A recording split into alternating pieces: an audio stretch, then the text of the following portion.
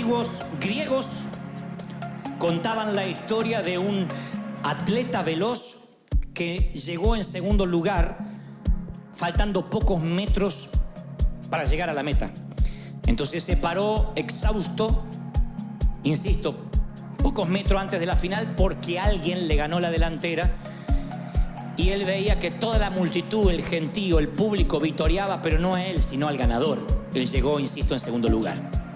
El ganador del segundo puesto tenía que quedarse allí mientras se entregaban la corona al primer ganador.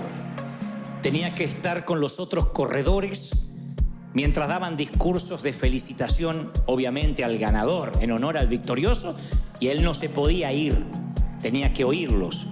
Como si esto fuese poco, tuvo que atravesar la ciudad de regreso a su casa, escuchando en labios de todos el nombre del ganador. Al día siguiente, los periódicos en letra de molde tenían obviamente el nombre del ganador, pero eso no fue lo importante, sino que le hicieron una estatua en su honor en la plaza principal, en honor, claro, del ganador. Así que, con tal mala fortuna, que el que llegó en segundo lugar justo vivía cerca de la plaza. Y cada vez que salía se topaba con la figura de aquel que le había ganado la meta por pocos metros. Así que empezó a verse a sí mismo como un perdedor, pensando por qué no fui yo el que merecí los vítores, los discursos y obviamente la estatua, ¿no es cierto? El monumento.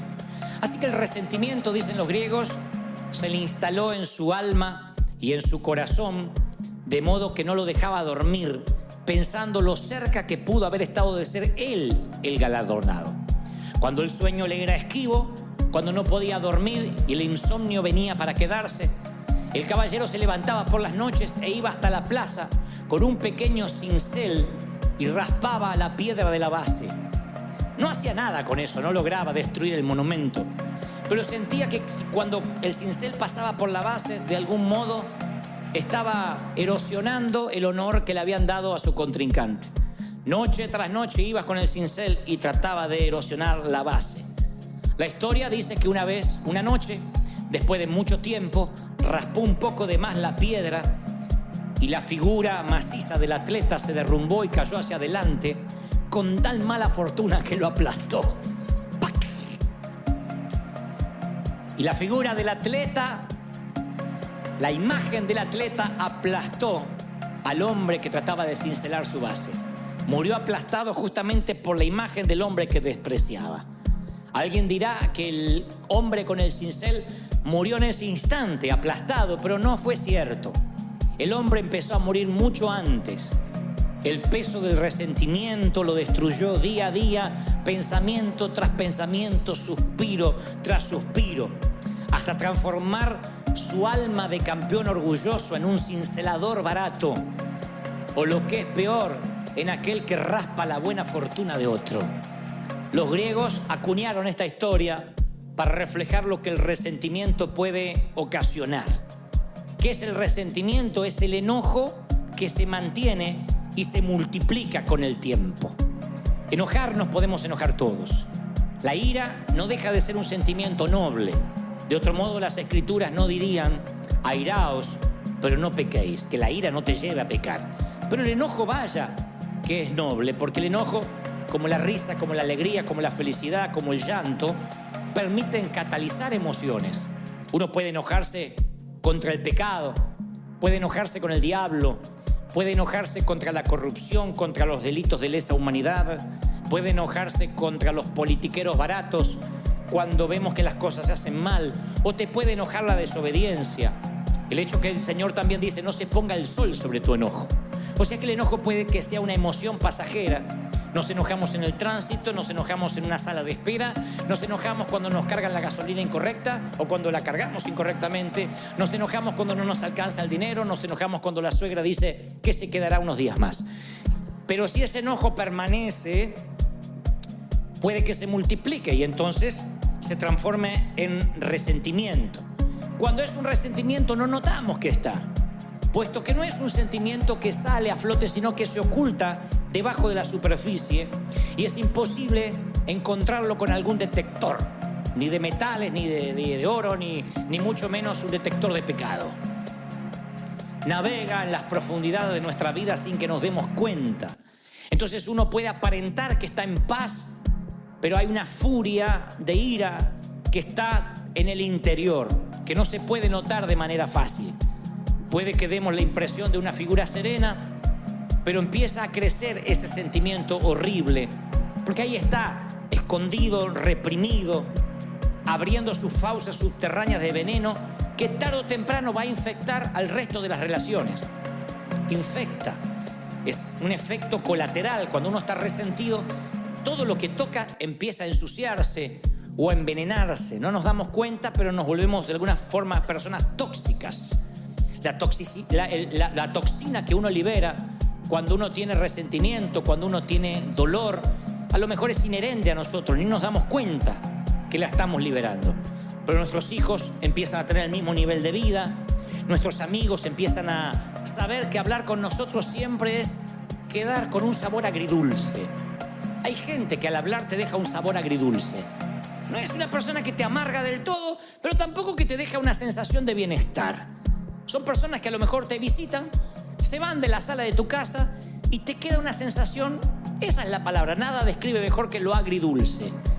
Estás feliz porque tu amigo, tu pariente estuvo allí, pero a la vez te queda una sensación de carga. Puede pasar con tus propios padres, puede pasar con alguno de tus hijos, que viene y te queda una sensación extraña, y no es porque no se te pueden contar los problemas. A mí me pueden contar un montón de problemas, pero cuando esos problemas vienen revestidos de resentimiento, uno puede notar un dolor que deja una toxina en la atmósfera, en el ambiente. Oí por allí una historia que en los tiempos donde la rabia no se podía curar, un hombre fue mordido justamente por un can, por un perro rabioso. Entonces los exámenes confirmaron que el hombre habría contraído rabia y no había cura para la rabia. Entonces le dijo el médico: mire, caballero, lamento decirle que usted ha contraído rabia y que mi sugerencia es que ponga sus cosas en orden lo más rápido posible. El hombre dice: no me puede desahuciar de manera tal. Y el médico dice: lo siento, pero tampoco sería una falacia que le dijera que se va a curar. Así que por favor ponga sus cosas en orden. Y el hombre de manera inmediata pide un bolígrafo y un papel y empieza a escribir frenéticamente. El médico, suponiendo que el paciente necesita su espacio, lo deja. Al rato regresa y dice: me agrada que empezó a escribir porque veo que empezó a trabajar en su testamento. Y el caballero dice: no, es la lista de personas que tengo planeado morder antes de morir.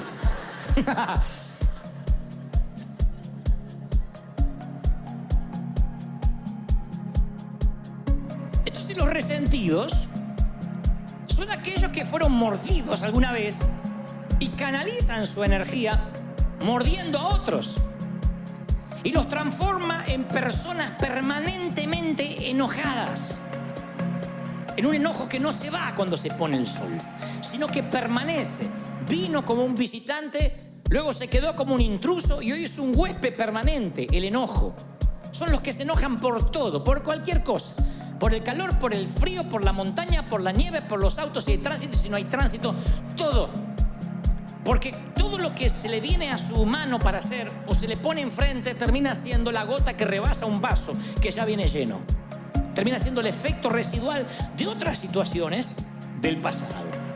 Y dicen los médicos, porque yo siempre trato de asesorarme de no predicar algo que nada más tenga un contenido espiritual y que digan: bueno, eso es porque tú lo crees. Si bien vivimos por fe y esto se trata de un mensaje espiritual, a mí me gusta cuando además lo espiritual está respaldado por los científicos, porque por un lado o por el otro tiene que terminar creyéndolo. Así que yo me pongo a ver por qué gente vive profundamente enojada y qué significa eso en su físico. Y entonces hablan de que cuando alguien vive con un enojo permanente, graba profundas líneas en sus rostros, que no son las arrugas de un buen vivir, son líneas de ceño fruncido. Cuando te ríes mucho, se te hacen acá, marcas acá como el Joker. Cuando te enojas mucho, se te hacen un montón de líneas acá. Y la trompa te sale como pato, como Lucas, cuando te enojas. Y entonces dicen, las personas que estudian estos comportamientos, el resentimiento hace que los rasgos se endurezcan. ¿Saben lo que son rasgos duros? Endurecer los rasgos no es necesariamente lo que ocurre con el correr del tiempo. Eventualmente todos envejecemos. El tema es cómo uno envejece. Los rasgos blandos son los rasgos que tiene un niño. Cuando uno conserva los rasgos blandos, aunque tenga 50, 60, 80 años, tiene una cara de paz, una cara angelada, una cara donde el resentimiento no hizo un habitáculo. Cuando los rasgos se endurecen, son esas personas que aunque tengan 25 años, tú no sabes por qué. Sí tiene 25, pero aparenta tener 50. Porque sus rasgos se endurecieron, su ceño se frunció. Y eso tiene que ver con la manera en que el cuerpo cataliza el resentimiento, la falta de perdón. Por otra parte, dicen los médicos que la falta de perdón o el resentimiento encorva los hombros, encorva la postura corporal, cambia porque uno lleva un peso espiritual. Ellos le dicen un peso anímico, pero es un peso espiritual. De manera que uno se encorva. En vez de estar paradito derecho, uno tiende a encorvarse. Van a ver que la gente resentida cada vez se hace más chiquita. Cuando yo doy estos síntomas, o los muestro, lo primero que se nos viene en la cabeza es: ¿quién quiere tener un estilo de vida así? ¿Eh? ¿Quién quiere vivir encorvado, con los rasgos duros, con el ceño fruncido? Nadie. ¿Quién elegiría vivir ese estilo de vida? Nadie. Sin embargo, el resentimiento entra a veces sin nuestro consentimiento y después nos acostumbramos a vivir con él. Si vas a buscar en la Biblia la palabra resentimiento, no está. No aparece en las concordancias. Es un término relativamente moderno, acuñado hace 2 siglos atrás. Pero Pablo, el apóstol, utiliza una frase que se acerca mucho al significado de manera sorprendente. Y cuando les diré dónde, se van a sorprender más todavía. En el capítulo del amor aparece lo más parecido al resentimiento. En 1 Corintios 13, donde está la prosa más elegante acerca del amor, allí aparece semi-escondido lo que sería contrario justamente al amor puro, el resentimiento. Es aquel versículo 5 donde dice: el amor no hace nada indebido. Claro, esa es la traducción, en este caso al español. El amor no hace nada indebido. Sin embargo, en el original griego, en el hebreo también tiene un significado, pero en griego me gusta más porque se asemeja a lo que realmente es la amargura o el resentimiento. El original dice logizomai, L-O-G-I-Z-O-M-M-A-I, logizomai. Entonces dice: el amor no es logizomai. Y uno diría: ¿qué es eso? ¿Qué no es logizomai? Bueno, es una palabra de los contadores públicos certificados de la época. En el primer siglo, cuando la gente tenía una deuda que no podía pagar y se transformaba en un moroso constante, no iba a collection, ni le llegaban cartas de desalojo. Había contadores que anotaban su deuda en lo que se llamaba un libro mayor de contaduría. Y esa deuda era escrita en tinta, con una pluma. O sea que no se podía borrar, quedaba parte de tu background. Vivías como moroso o como un mal pagador el resto de tu vida. Algo así como el background que podemos tener nosotros ante la ley. Alguien que comete un ilícito o un acto delictivo, inmediatamente eso forma parte de su hoja de vida. Y aún así pagues tu sentencia, pagues tu deuda con la sociedad, cuando salgas de la cárcel, aun cuando cumpliste, insisto, tu condena, cruzas una luz en rojo, inmediatamente el policía coloca tu placa o tu nombre en su computadora y le aparece que estuviste en la cárcel y por qué razón. Eso se llama tus antecedentes penales.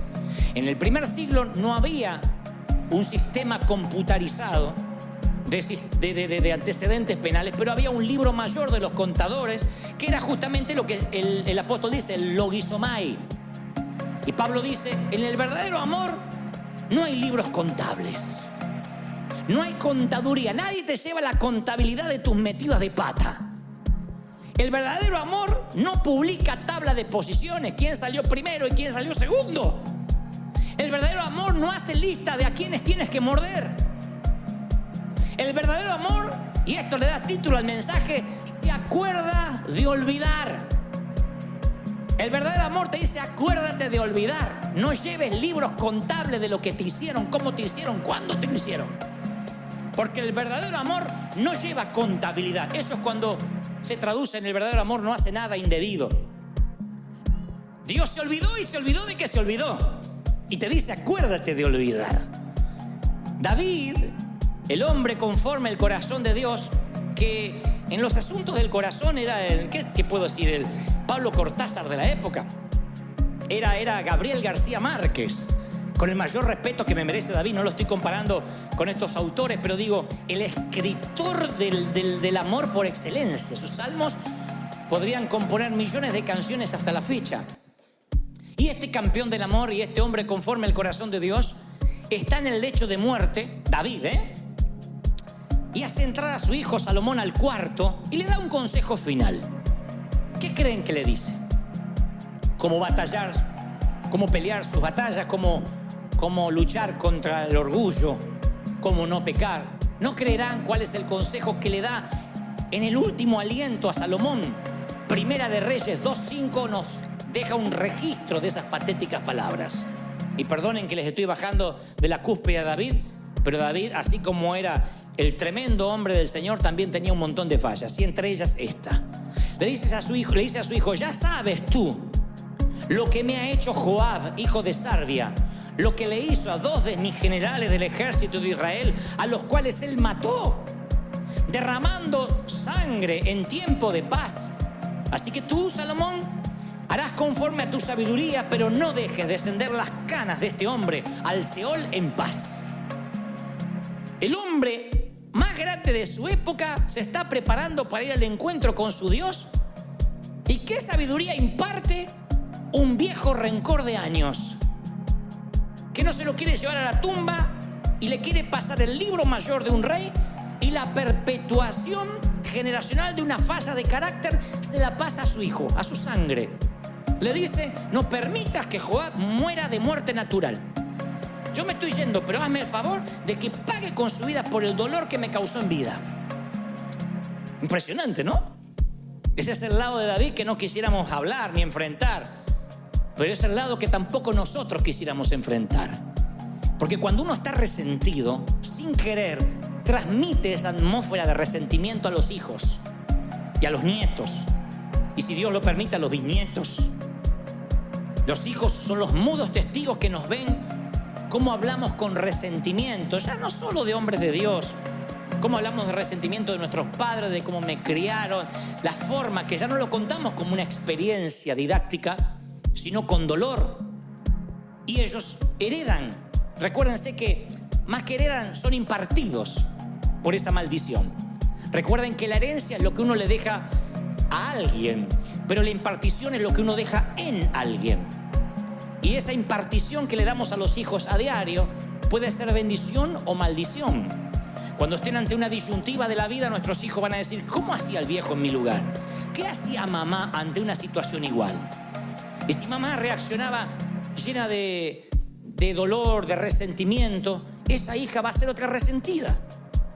Va a tratar al esposo como vio que la madre trataba a su padre. El hijo va a tratar a su mujer como vio que su padre trataba a su madre, y viceversa. Es una cosa que empieza a repetirse de generación en generación. Es el poder del entorno. Yo puedo reprender maldiciones generacionales y decir: se corta aquí aquello de que si los padres comieron las uvas agrias, los hijos no heredarán la dentera. Lo creo. Yo no creo que porque tuviste un abuelo borracho o un papá divorciado vas a seguir el patrón generacional, vas a tomar la posta generacional. Yo creo que no. Dios hace todas las cosas nuevas, pero no puedo cambiar el poder del entorno. El entorno es lo que se respira en tu familia, lo que se habla. Si en tu casa, por mucho, no creo que porque tu abuelo era alcohólico vas a ser alcohólico y tus hijos lo van a hacer. Pero si en tu casa cualquier festejo amerita tomarse un tequila, y si estás triste te tomas un tequila, y si estás alegre te tomas un tequila, y para que la Santa Cena no te caiga mal te tomas un tequila, y si pierde las Chivas te tomas un tequila, y si gana la América te ganas un tequila. Se respira un ambiente de alcohol, un entorno donde para celebrar o para echar fuera las penas no está Dios, está el alcohol. Yo no puedo ir contra, no hay anacondia que te libere del poder del entorno. El resentimiento es igual. Cuando en las mesas familiares se empieza a hablar de todo mundo, cuando los hijos aprenden que después del servicio la comida es para hablar de todo lo que estuvo mal y qué hizo el ujier y por qué lo hizo el otro y por qué la otra se cortó el pelo y fíjate la que se puso y aquella que está fajada y la otra que se piensa que aquella gorda que le creció el trasero. Cuando todo eso lo hablas en la mesa, ese entorno genera críticos, genera gente que detesta la hipocresía, pero también detesta la iglesia.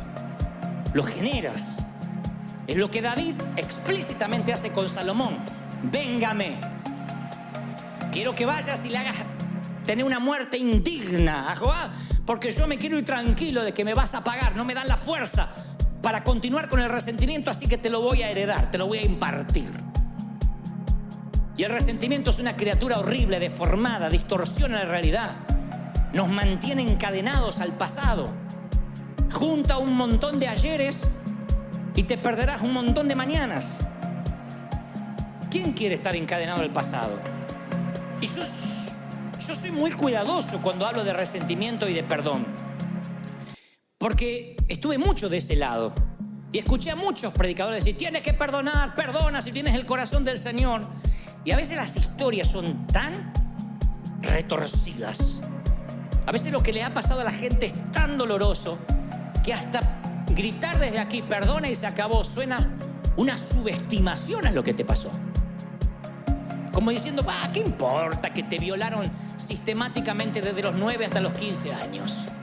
Con el beneplácito de tu mamá que sabiendo no hacía nada. Bueno, es un detallito. Claro, la que le pasa dice, usted no sabe lo que está hablando. Como se ve que nunca le pasó, nunca le abusaron a un hijo mínimamente. Entonces yo respeto el dolor. Yo entiendo que lo que te pudo haber pasado es una cosa espantosa que no quieres recordar. Ahora, justamente por eso, ¿mereces anclar tu vida a esos años oscuros? ¿Quién se merece eso? ¿Mereces que tu vida sea un parteaguas desde lo que te pasó en adelante y que a partir de ahí nunca más vuelvas a ser feliz?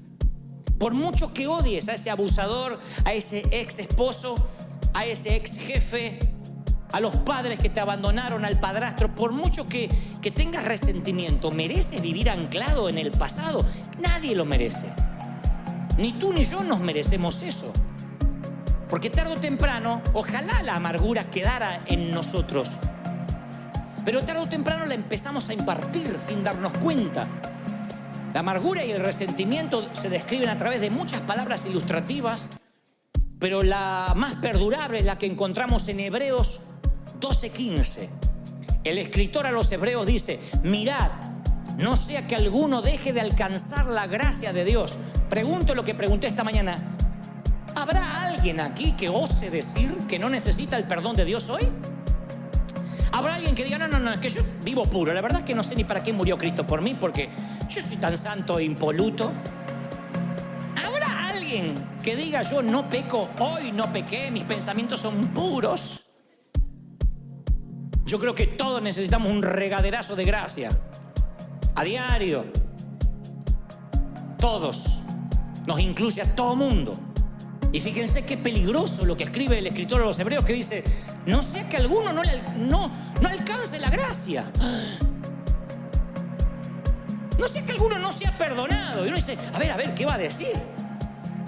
¿Qué es lo que no tiene perdón? Bueno, dormirse en un sermón de Dante podría no tener perdón.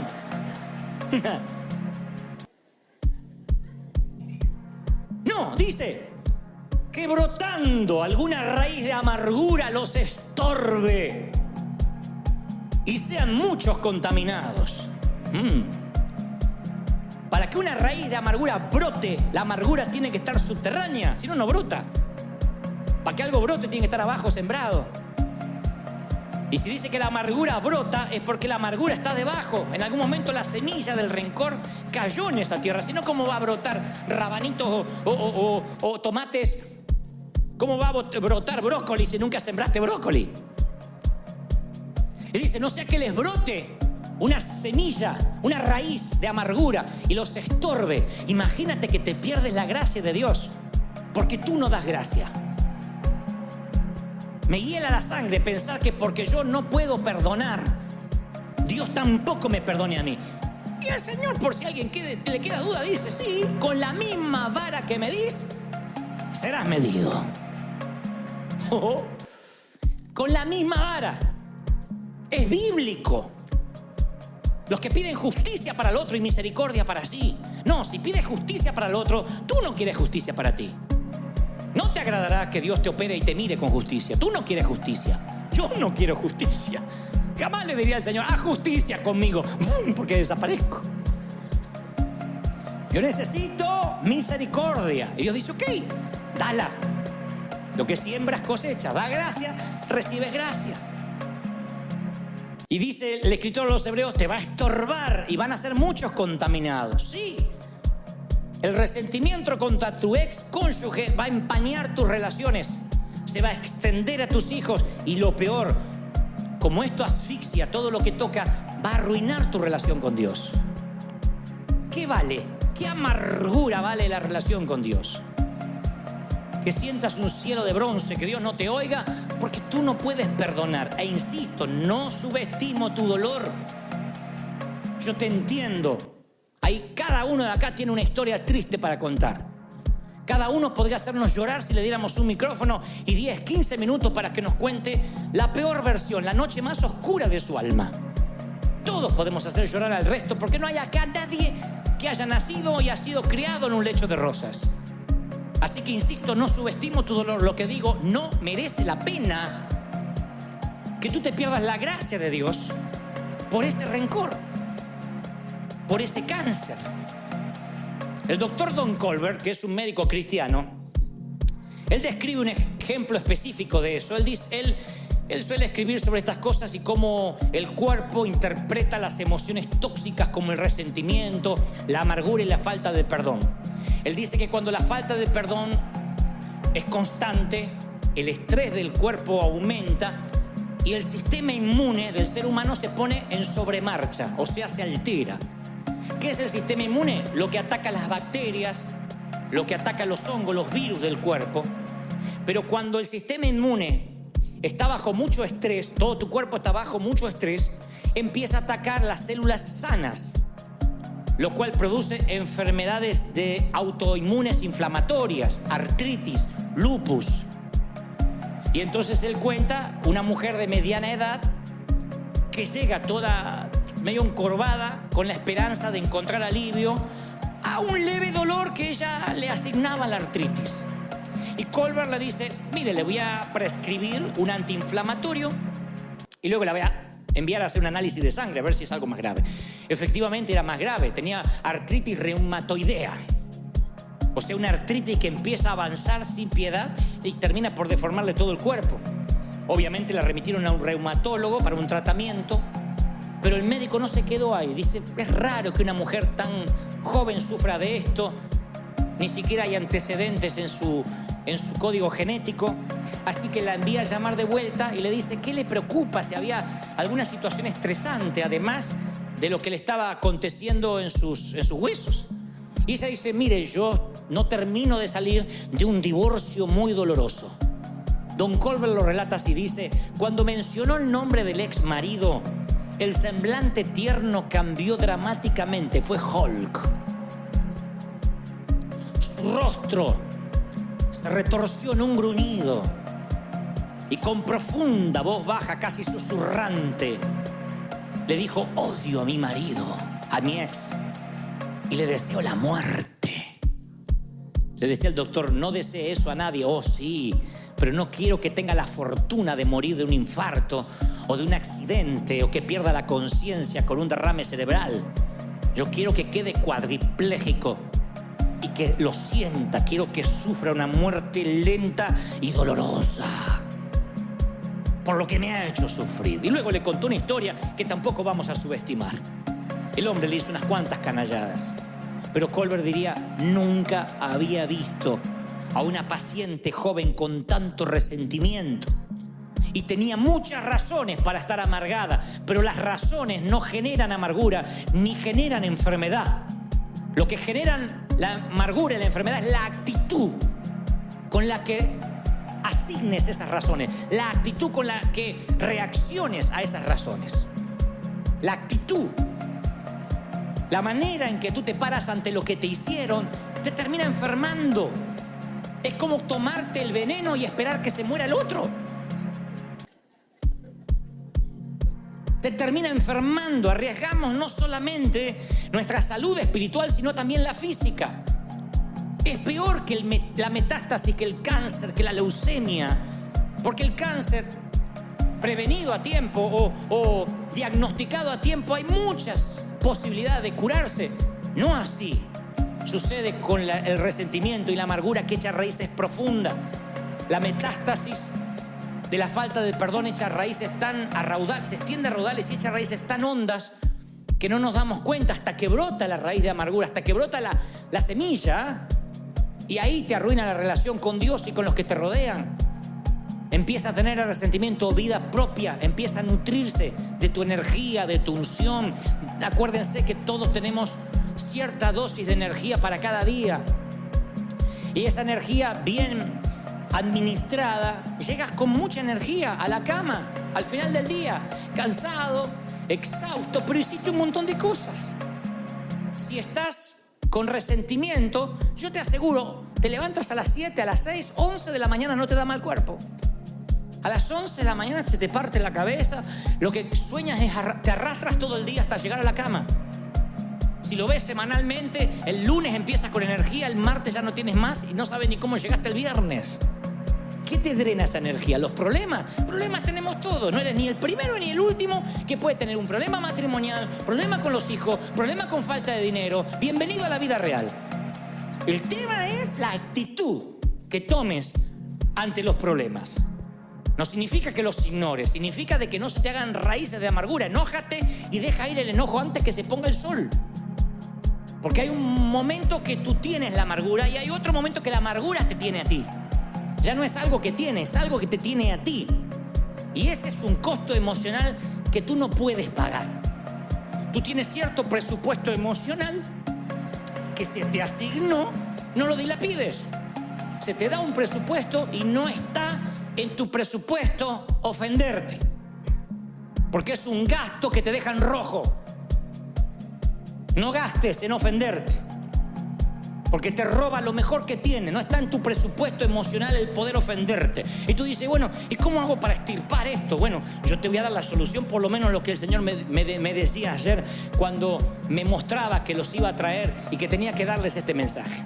Número 1, quiero que pienses, porque yo lo he hecho muchas veces, ¿por qué guardamos resentimiento? Los médicos creen que el resentimiento le da a las personas un sentido de superioridad sobre aquellos a quienes odian. Porque seguir pensando en el error que el otro te hizo te hace sentir un poco superior. Como decía el Señor de aquel que oraba y se golpeaba el pecho, decía, Señor, qué bueno que no soy como estos. Te da un espíritu de superioridad, ridícula, mentirosa, pero es un espíritu de superioridad. Es una manera insana de ubicarse un poco más alto en la jerarquía de la cadena alimenticia humana. Bueno, sí, está bien, me hizo eso malo, pero yo soy bueno. Yo soy bueno, no le guardo rencor. Y no sale de la mano. El resentimiento te ubica en el asiento del juez y te da un martillo. Y produce un placer neurótico y un orgullo espiritual. Te cuento lo que me hizo. Siéntate, te voy a contar desde el principio. Cuando te cuente lo vas a querer matar igual que yo. O sea, lo pones en papel de acusado y tú te pones en papel de víctima. En muchacho o muchacha de la película. Entonces yo siempre invito a pensar, a ver, ¿por qué le tienes resentimiento? Y generalmente las personas con estima dañada son las más propensas a resentirse. Porque entonces equilibran su baja estima odiando a alguien. Se ponen en papel de bueno. Para que haya un Spider-Man tiene que haber un... ¿Cómo se llama el otro? Un duende verde. Para que haya un Batman tiene que haber un Joker. Entonces necesitamos un némesis. Necesitamos un enemigo en alguna parte para decir, bueno, yo soy mejor. Yo soy más bueno. Si no pasamos a ser nosotros los villanos, Dios nos libre. Siempre estamos buscando a alguien que sea más odioso que nosotros. Entonces nos ubica en una postura, en una jerarquía superior. Así que yo siempre le invito a las personas con resentimiento, vamos a pensar. Y luego le digo, escríbelo, porque a veces lo he hecho. Uno de los mejores dones que Dios nos ha dado es el talento de operar una lapicera sobre el papel. Entonces yo le digo, a ver, escribe lo que te hizo. Te dice, no, es que yo sé lo que me hizo, no necesito escribirlo. Pero yo le digo, escríbelo, porque es increíble cuando uno lo escribe, como cuando uno quiere poner esos sentimientos ante la vista, uno se sorprende, no sabe qué poner. Cuando uno los tiene que escribir. Hay familias que están peleadas por años y ya no se acuerdan por qué. Porque los antagonistas, los que se pelearon, están muertos. Resulta que la abuela Ana, la abuela materna, se peleó con los de la otra esquina y las dos familias se odian como los Montesco y los Capuleto de la obra de Shakespeare y no saben por qué.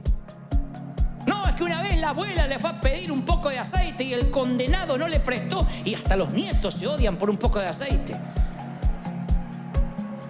A veces familias enteras están disasociadas completamente por problemas que viajan, navegan en los canales subterráneos de la sangre, impartidos, y no sabemos por qué. Cuando uno le dice a esos hijos, anótalo en un papel, les parece una ridiculez cuando exterioriza los sentimientos y se da cuenta que no vale en absoluto la energía emocional que están gastando. Cuando uno los escribe son sentimientos vagos, amorfos, que dices, bueno, a ver, es que... Porque hay cosas graves, un abuso, una violación, una infidelidad, pero después hay lo que yo llamo sensaciones. Yo decía en el servicio anterior que en esta iglesia los líderes, los pastores, a la hora de aconsejar siempre decimos, no me hables de sensaciones. Yo estoy harto, me crié en una iglesia donde todo era sensaciones. Pedían una entrevista pastoral, es que siento que no me aman. Siento que cuando entro dejan de hablar lo que están hablando, así que siento como que hablan de mí. Entonces uno dice, bueno, a ver, ¿tienes pruebas? Bueno, no, pruebas como pruebas no, pero siento. A veces viene gente y dice, yo siento que tal matrimonio está mal. Lo siento cuando los veo, lo siento y lo siento. ¿Y qué estuviste en la habitación? ¿Te contaron? No, pero siento, el otro día vi detalles, cosas que siento y me preocupan. Imagínense si la iglesia multitudinaria se manejara por sensaciones. Entonces yo suelo decir, a ver, si tuvieras que llevar esto ante un juez, que te dice, a ver, acá tenemos 15 minutos para tratar su caso. No me venga con sensaciones, véngame con pruebas, con testigos. ¿Qué pasó? Ah, bueno, no, pero yo vi que movía los labios y parecía que dijo mi nombre. Sensaciones. La mayoría de los resentimientos vienen por sensaciones. Por cosas que no tienen asidero. Entonces cuando uno las escribe se da cuenta, no tengo pruebas, me estoy preocupando sin asidero, sin tener de qué. Es como el niño que está asustado en la oscuridad en la película Monster Inc., la primera, donde el niño ve la manga de un saco, de una chaqueta y cree que es un monstruo. Cuando enciende la luz el padre se da cuenta que es una chaqueta. Y lo mismo pasa cuando traes tu amargura de la oscuridad hacia la luz. A ver, ¿por qué estoy amargado? Te das cuenta que son tonterías, son sensaciones. Hay remordimientos de años porque alguien te dijo no a una invitación a cenar. No lo invito nunca más en la perra vida.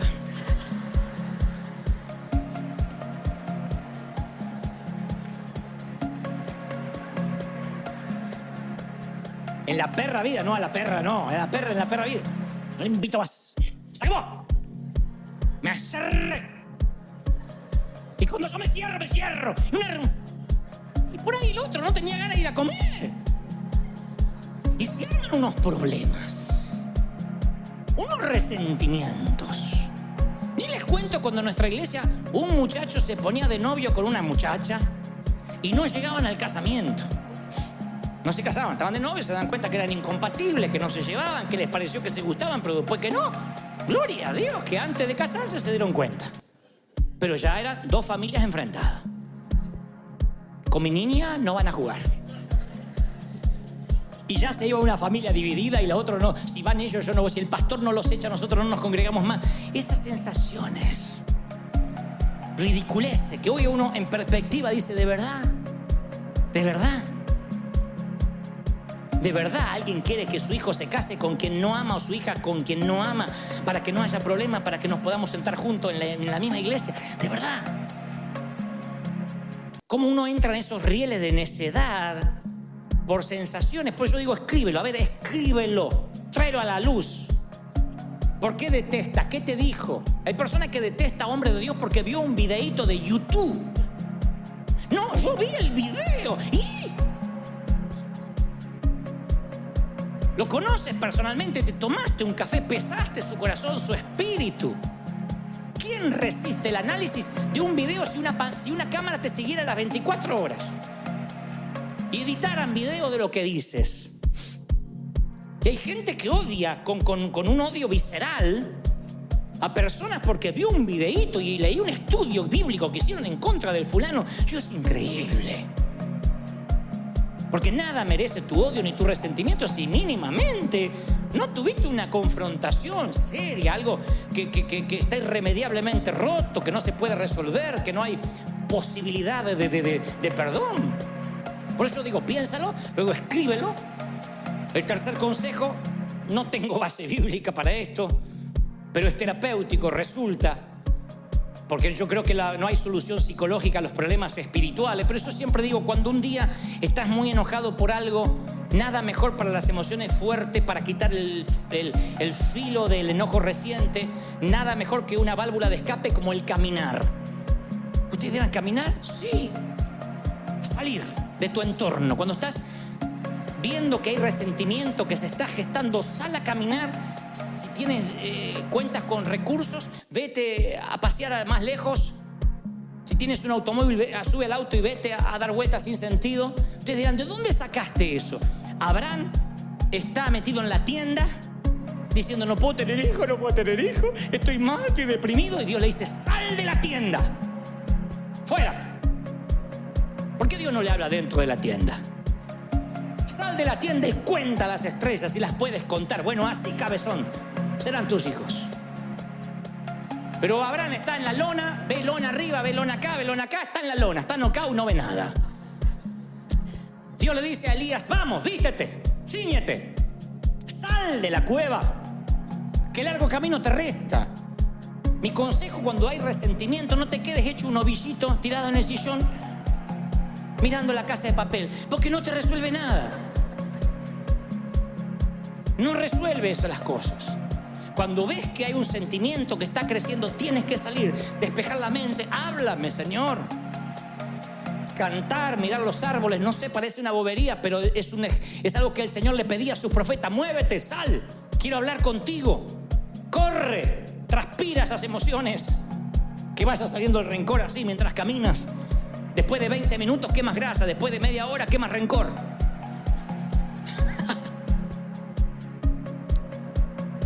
Y luego háblalo. No importa qué tesis hayas escrito, cuántas hojas te llevó a escribir el rencor. El Señor no se duerme. El Señor no se aburre. Ve y háblalo con el Señor. Si estás furioso, si tienes remordimiento, cualquier emoción, tráele a Dios. De igual modo, es imposible escondérselas ante Él. ¿De dónde sacamos esa tontería que hay que higienizarse antes de presentarse ante el Señor? ¿De dónde sacamos la bobería que no me puedo presentar al Señor sin antes pedirle perdón? Ve y dile, así soy.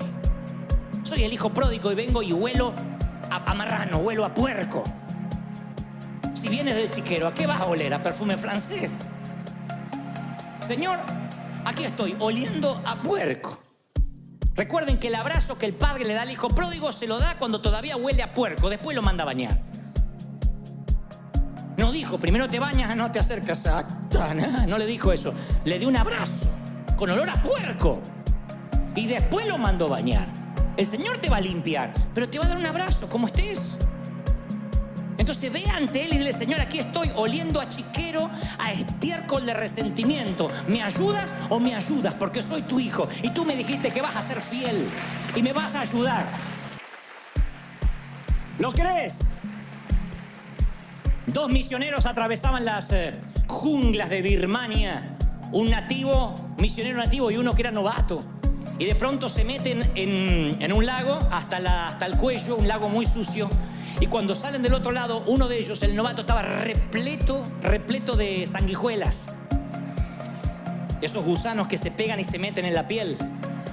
Tenía todo el torso, los brazos, las piernas, y se las empezó a arrancar. Y le dice el misionero, no. Si usted se las arranca repentinamente, parte del gusano, del insecto, va a quedar allí y se le va a infectar. Y dice, ¿qué puedo hacer? Desesperado, imagínese, lleno de sanguijuelas. Dice, Tito, tiene que ir rápido a la aldea conmigo y meterse en un baño de bálsamo, en un baño de aceite. Y allí las sanguijuelas rápido quitan sus garfios y usted va a quedar libre. El resentimiento es una sanguijuela que se mete en tu corazón y no puedes tironear. Tiene garfios en tu vida. Por eso necesitas sumergirte en el bálsamo de la gracia de Dios. Decirle, Señor, mira, estoy lleno de sanguijuelas. Te tiras así, le Señor, me ayuda para ser libre, para ser sano. Y cuando la gracia, cuando el aceite te perdona, entonces tú puedes perdonar. Pero si nunca te dejas perdonar, tú vas a operar bajo la ley estricta del libro mayor. Vas a ser un contador, un contable. Me hizo este, aquel, me ofendió, la está apoyando a esa loca, y vas anotando. Por último yo digo, déjalo ir. Acuérdate de olvidar. Diga conmigo, me acuerdo de olvidar. Entonces, sé un olvidadizo generoso, minucioso. No seamos una rata guardadora, acumuladora. Uno se vuelve literalmente, quiero que la frase se nos pegue, porque a mí me duele cuando me dicen, no seas una rata acumuladora. La rata suele poner cosas en sus madrigueras y acumulan. Y uno tiene que aprender a desechar, a no guardar, a tener una amnesia selectiva. A decir, me voy a acordar de olvidarme. Una amnesia selectiva. A ver esto, al trash, a la basura. A ver esto, como cuando limpiamos el escritorio de la computadora, como cuando limpiamos el celular, cuando sacamos las cookies de sitios donde navegamos que nos ocupan espacio y nos quitan gigas de memoria. Decir, a ver esto, lo que me hicieron en 1982, ya está. El partido que Argentina le ganó a México ya está. Yo sé que es una amargura difícil de las sanguijuelas muy arraigada, pero ya está. Hay que dejarlo ir. No podemos estar sumando lo que nos pasó, más lo del 94, más lo del 2002, más lo del 2003. Hay que tener una amnesia selectiva y decir, yo es un presupuesto que no estoy dispuesto a pagar. Porque si estás enojado con alguien, lo cargas en tu espalda. Si te enojas conmigo, me llevas en la espalda toda la semana. Y si a la vez te enojas con tu suegra, vamos los dos. No me hagas eso. Es tu suegra, no la mía. No me pongas en tu espalda con ella. Viaja liviano y disfrutarás del viaje, porque aparte es la única manera de viajar que tenemos. Se supone que esta es la marca registrada de los hijos de Dios, que pagamos bien por mal, que bendecimos a los que nos maldicen. Se supone que esa es la manera, no hay otra. Miren, yo les voy a regalar esta historia. Antes de culminar, se la regalé en el primer servicio también a los que estuvieron temprano. La palabra dice que el verdadero amor echa fuera el temor, pero también echa fuera muchas otras cosas. Entre las cosas que echa es el resentimiento, lo echa fuera. Pero yo alguna vez oí una historia en que el amor y el resentimiento compartieron un cuarto, en una sala de hospital. En la sala de hospital había dos caballeros enfermos, uno de los riñones y otro de los pulmones. Debido a la condición de ambos, no podían tener un televisor, puesto que habían prescripto paz absoluta para la pronta recuperación de los dos. Entonces, en la habitación había una cama de un caballero que daba a la puerta interna del hospital y otra cama que daba al ventanal, a una ventana. Ambos estaban postrados. Uno de ellos, quien sufría de los pulmones, se daba el lujo, promediando 1 o 2 de la tarde, de sentarse en la cama, erguirse un poco y mirar por el ventanal. ¿Qué ves?, le decía quien estaba al lado de la puerta. Y el que estaba al lado del ventanal le empezaba a contar cosas como, bueno, son las 2 de la tarde y veo a la pareja de siempre que llegan al banco de la plaza No me digas que esto da a una plaza. Oh, sí. Una plaza maravillosa donde hay una banca que se presta para los enamorados y enfrente un lago con cisnes. No sabía que había cisnes por esta zona. No, no los hay. Pero cuando hay un lago tan acogedor, los cisnes hacen un sitio permanente para ellos. Y patos. ¿Qué más? Deberías ver los niños que llegan promediando las 3:15 de la tarde cuando salen de su colegio y empiezan a corretear. Y también las vecinas que cuentan los chismes del día. Algunas señoras son muy bonitas, por cierto. Y cuéntame más. Y cada día, quien miraba la ventana le contaba a quien estaba del lado de la puerta el mundo que se abría detrás de las cortinas. Pero una semillita de enojo entró en el que estaba del lado de la puerta. Porque en cierto momento pensó, luego de varios días, ¿y por qué no me tocó a mí del lado de la ventana? ¿Y por qué tengo que imaginarme con ojos imaginarios, valga la redundancia, lo que él ve con ojos reales?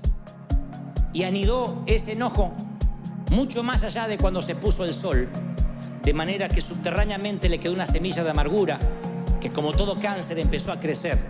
Con el pasar de las semanas, ya ni quería escuchar al amigo que le relataba lo que había por las ventanas, porque maldecía que él no había gozado la suerte de estar él contemplando aquello que se veía detrás de las cortinas. Su enojo hizo que tuviera un bajón anímico y los médicos notan de que sorprendentemente empieza a empeorar. Sus niveles de toxinas crecen, su glucosa empieza a variar. No entienden tal desmejoría, pero está tan amargado porque no puede ver por la ventana que empieza a ponerse grave.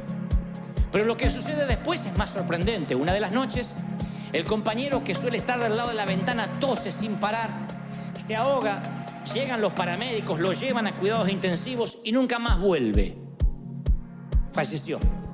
No resistió, seguramente, a un virus intrahospitalario. Y ahora el caballero que está al lado de la puerta pide si es posible que a él lo trasladen a donde estaba su amigo o su ocasional compañero de cuarto, ya que no va a volver. Los enfermeros consideran que es un pedido noble, así que le cambian la cama y lo ponen del lado de la ventana. Y él inmediatamente, apenas se van los médicos, se reincorpora para ver él lo que apenas podía soñar a través de los ojos del amigo. Y descubre que en la ventana hay un gran paredón. No hay plaza, ni mucho menos cisnes, ni arroyos, ni parejas dándose arrumacos, ni niños correteando. Lo que en realidad le contaba el amigo era una ficción para alegrarle un poco su estadía al compañero. Lo que estaba haciendo era un favor para él, y él lo apagó con su rencor y con su resentimiento. Nunca olvido la historia, porque nos enseña que lo mejor de esta vida suele ser gratis y no hay razón para estar resentido. Las mejores cosas todavía no te las han cobrado: el respirar, el vivir, el contemplar. Y a veces, por mirar la estatua de alguien más, en lugar de ser un campeón y volver a competir, nos volvemos en un cincelador barato. Nos transformamos en simplemente el que raspa la fortuna ajena. Y no vale la pena. La vida es demasiado hermosa, demasiado bonita, haya tocado lo que nos haya tocado, para que el rencor nos quite la felicidad. Vamos, dale un aplauso al Señor, al Rey de Reyes. ¿Lo crees? Ponte de pie, ponte de pie.